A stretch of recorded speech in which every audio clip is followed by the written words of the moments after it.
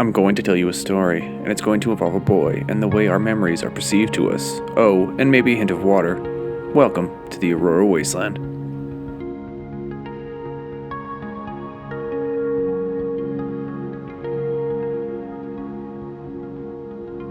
The destructive power of water is vastly underrated. In 2013, the eastern slopes of the Rocky Mountains experienced a catastrophic flood that changed the Hart Creek Valley overnight. But we're getting ahead of ourselves. Let's go back to the beginning. Every year, students from nearby schools travel to the Rocky Mountains to partake in the beauty and learn about rocks. It's the second one of the two that they could care less about. The true understanding of time is lost on youth, and how could you really expect them to understand it? You need to experience enough time to understand its scope. So, like most kids that are forced to endure this annual trek to the mountains, William wanted nothing to do with it.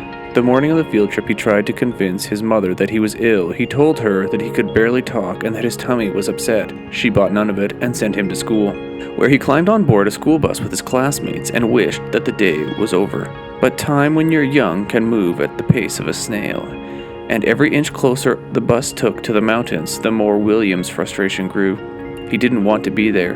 He wanted to be home, and he didn't care at all about the stupid mountains or the stupid rocks that they were made of. When the bus pulled into the gravel parking lot, the sun was shining bright and the heat was cranked up to high. The kids followed the teacher off the bus and then followed him down the Hart Creek Trail, laughing and pushing each other into the bushes.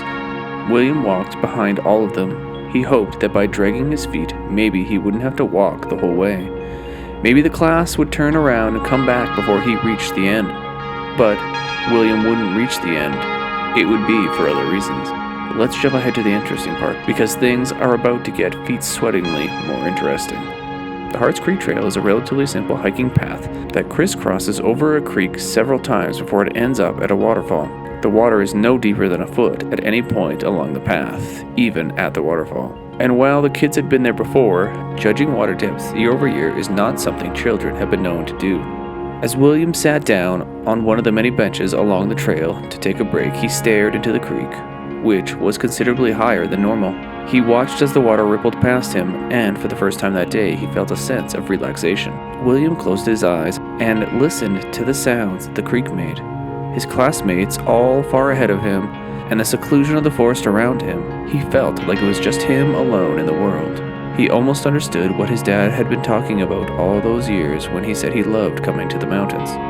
It should be noted here that water moves downhill, mostly because of gravity, definitely not because of anything buried deep underground.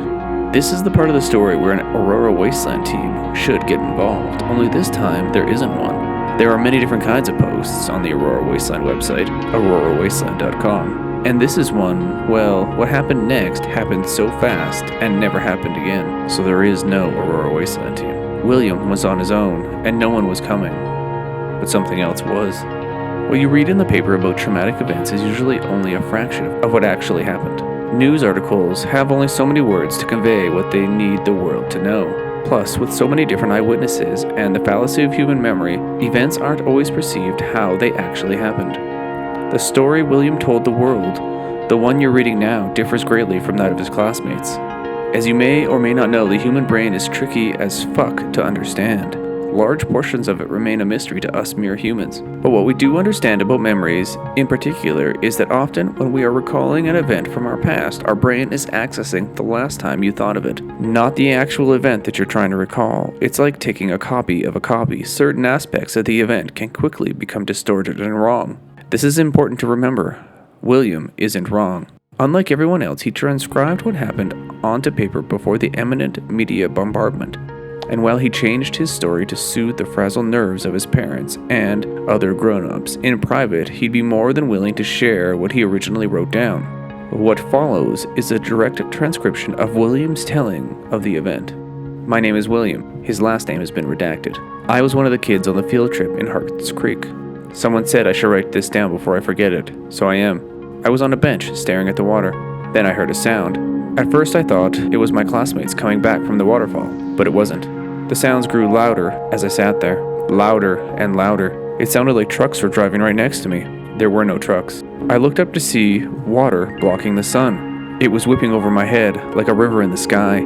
It reminded me of all those white water rafting videos I'd seen. It didn't feel real. Water should be on the ground, not in the sky. At first, I didn't feel scared. I just stared at it. But when I saw some kids from my class in the water, then I became scared. They washed down the river so fast, one by one I watched them from below as they went by. It was like looking at the underside of a water slide, but no laughter and no happiness. They made no sound at all. I think I saw my teacher go by too. I didn't know what I was supposed to do, so I just sat there and watched. That was a bad idea, because all at once the water fell from the sky. I covered my head, but it still hurt when the water smashed into me. Then I couldn't breathe. I was underwater. I couldn't see my class or my teacher. I couldn't see anything, just rocks and dirt. The bench was gone. I thought I was going to die, and I was worried for my mom and dad. But I saw something when I was underwater. Steps and a railing. I grabbed the railing as the water pushed me past it. My eyes hurt, and the water was dark, but it looked like there were steps going down to something, almost like a train stop. I held on to the railing as tight as I could. The water was so cold. I stared down into the darkness of wherever the stairs went, and I swear I could hear a voice, but I couldn't understand what they were saying. Then it felt like something was staring at me, and I was more afraid of that than the water, so I let go. And seconds later, my teacher was pulling me out of the water. And that's where William's transcription ends. Needless to say, his story was of interest to the Aurora Wasteland researchers. The area was searched, but nothing like William described was there. The destructive power of water is vastly underrated. William was examined by healthcare professionals and was deemed healthy, but the traumatic events had left him with a slightly depleted lung capacity. Also, he hates swimming of any kind now. None of the kids, emergency responders, or Aurora Wasteland researchers were able to back up William's story. Everyone believed that, while the class was at the waterfall, a flash flood washed them down the creek.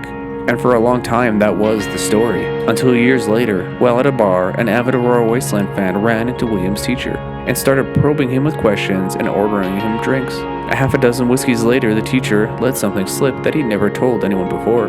He said as he pulled William from the water, a street sign floated past. At the time, he hadn't thought much about it, but years later, while on a trip, he recognized the style and shape of the sign. It was a subway sign from New York City.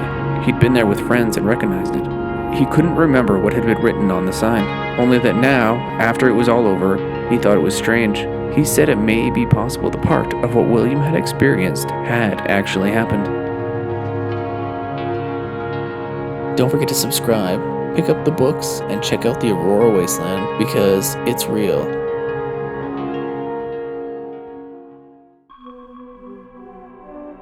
Hey, I'm VaughnAshby, author of Tethered and Brightness Falls, and if you like this story, you should head over to aurorawasteland.com or VaughnAshby.com. Go pick up one of my books or go explore the Aurora Wasteland yourself.